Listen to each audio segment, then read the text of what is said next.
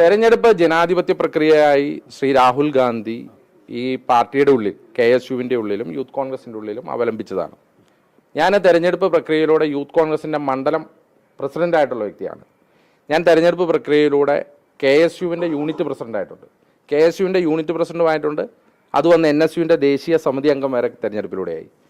Youth കോൺഗ്രസിൻ്റെ മണ്ഡലം പ്രസിഡന്റുമായി, യൂത്ത് കോൺഗ്രസിൻ്റെ സംസ്ഥാന ഉപാധ്യക്ഷനുമായി തെരഞ്ഞെടുപ്പിലൂടെയാണ് ആയത്. അപ്പോൾ അതൊരു തെരഞ്ഞെടുപ്പ് പ്രക്രിയ ഈ പാർട്ടിയുടെ ഉള്ളിൽ ജനാധിപത്യവൽക്കരിക്കാൻ വേണ്ടി ശ്രീ രാഹുൽ ഗാന്ധി തുടങ്ങി വെച്ചതാണ്.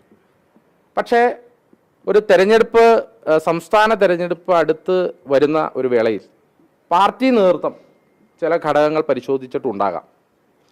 ആ പരിശോധനയിലായിരിക്കാം അവർ ഇങ്ങനെ ഒരു തീരുമാനമെടുത്തത്. ഏതായാലും എൻ്റെ പാർട്ടി എടുത്ത തീരുമാനം ഒരിക്കലും തെറ്റായി പോയി എന്ന് ഞാൻ പറയില്ല. എൻ്റെ പാർട്ടി പല ഘടകങ്ങൾ വിലയിരുത്തിക്കൊണ്ടായിരിക്കും ആ തീരുമാനമെടുത്തിരിക്കുന്നത്. ആ തീരുമാനം തെറ്റായി എന്ന് ഞാൻ പറയില്ല. പക്ഷേ ഞാൻ എൻ്റെ ഒരു താല്പര്യം ഞാൻ പാർട്ടി നേതൃത്വത്തെ വിനയപൂർവ്വം ഞാൻ അഭ്യർത്ഥിക്കും. എനിക്ക് ഈ കേരളത്തിൽ തുടരാനാണ് ആഗ്രഹം. കാരണം എനിക്ക് പിണറായി വിജയനെതിരെയുള്ള സർക്കാരിനെതിരെയുള്ള സമരങ്ങൾ, അതിനുള്ള ക്യാമ്പയിനുകൾ, അതിൽ പങ്കെടുക്കാനാണ്. ഇനി പഞ്ചായത്ത് ഇലക്ഷൻ വരികയാണ്, നിയമസഭാ ഇലക്ഷൻ വരികയാണ്. അതിൽ ഒരു പാർട്ടി പ്രവർത്തകനായി, പാർട്ടിയുടെ ഒരു പോരാളിയായി ഇവിടെ നിൽക്കാനാണ് ഞാൻ ആഗ്രഹിക്കുന്നത്. അത് ഞാൻ അഭ്യർത്ഥിക്കും പാർട്ടിയുടെ.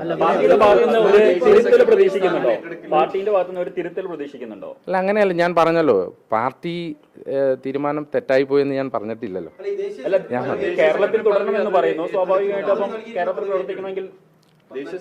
ഞാൻ പറഞ്ഞല്ലോ, ഞാൻ അഭ്യർത്ഥിക്കും പാർട്ടിയോട്. ഞാൻ പാർട്ടി എടുക്കുന്ന ഏത് തീരുമാനം അംഗീകരിക്കും. പക്ഷെ ഞാൻ അഭ്യർത്ഥിക്കും പാർട്ടിയോട്, എന്നെ കേരളത്തിൽ തുടരാൻ അനുവദിക്കണം. ഞാൻ കേരളത്തിൽ ഒരു പാർട്ടി പ്രവർത്തകനായി, ഏറ്റവും അടിയുറച്ച പാർട്ടി പ്രവർത്തകനായി, അവർ പ്രതീക്ഷിക്കുന്ന ഒരു പോരാളിയായി ഞാൻ എങ്ങനെയാണോ നിന്നത് അങ്ങനെ തന്നെ ഞാൻ കേരളത്തിൽ തുടരാൻ ഞാൻ തയ്യാറാണ്. ഞാൻ എൻ്റെ പ്രിയപ്പെട്ട നേതാക്കന്മാരോട്, എൻ്റെ ബഹുമാനപ്പെട്ട നേതാക്കന്മാരോട് ഞാൻ അഭ്യർത്ഥിക്കും.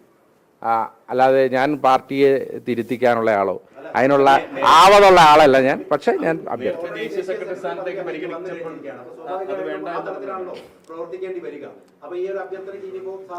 അല്ല, ഞാൻ ഇപ്പോൾ ഓൾറെഡി അത് അഭ്യർത്ഥിച്ചിട്ടുണ്ട്. ബഹുമാനപ്പെട്ട നേതാക്കന്മാരും ദേശീയ നേതൃത്വവും എന്ത് തീരുമാനമെടുത്താലും ഞാനത് അംഗീകരിക്കും.